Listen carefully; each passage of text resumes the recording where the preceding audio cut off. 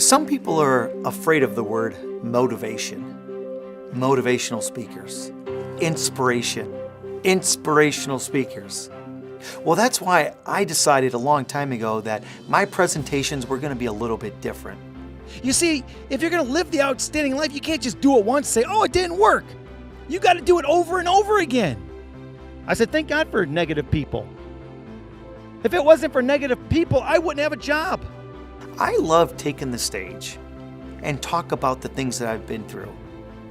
I mean, think about that. How many people want to talk about their problems? To this day, me, my ex-wife, her husband, their 2 kids, and my daughter, we are one big happy Jerry Springer family. If I personally can talk about my issues, how many other millions of people in the world have had the same feeling? I take my real life experiences and I help people learn from them. Because if I felt that way, how many other people have felt that way?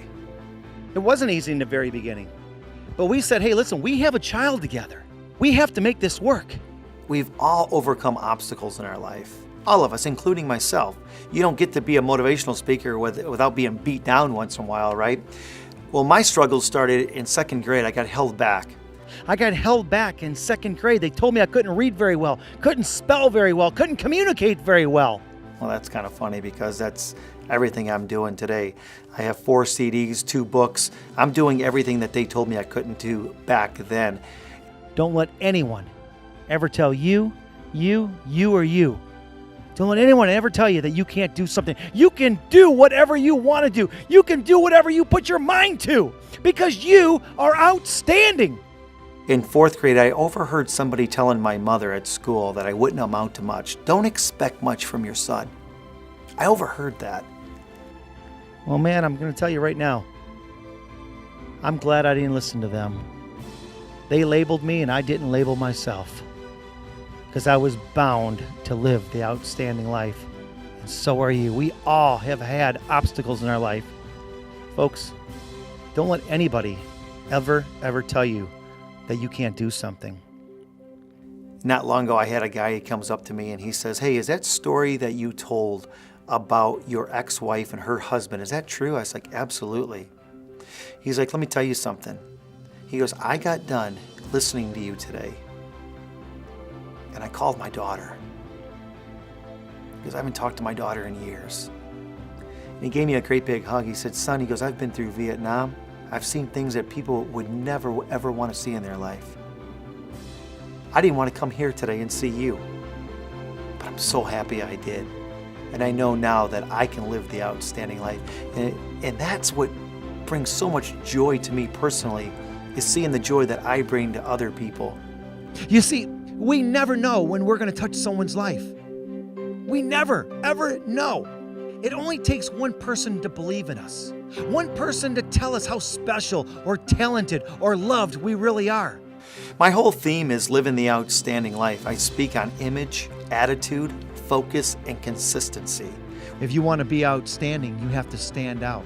You have to rise above the rest and be a little bit different. Make today the day that you start living the outstanding life.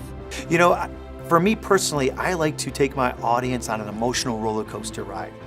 And, people don't remember facts, figures, and principles, but if I put your facts, figures, and principles into a great story and they remember my story, subconsciously they're going to walk away knowing the facts, figures, and principles, right? So what I like to do is tailor every one of my presentations to what you have going on. Helping one person might not change the whole world, but it could change the whole world for one person. Folks, it's okay to be different. I'm a cowboy from Detroit, from Motown, from the Motor City, a cowboy right here. There's 2 of us, me and Kid Rock. If you don't like the way you feel, change the way you think.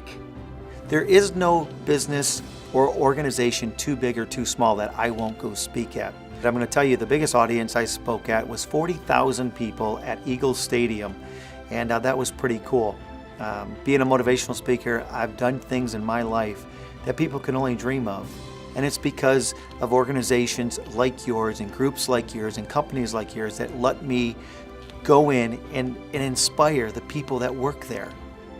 Again, I encourage you to go to motivationalcowboy.com, check out the videos, check out the places that I've been, and look at the recommendations that people have given me. I've spoken for Fortune 500 companies all over the country. I'm looking forward to speaking at your company. This is Johnny D, the Motivational Cowboy, telling you, be safe, have fun, and have yourselves an outstanding rest of the day.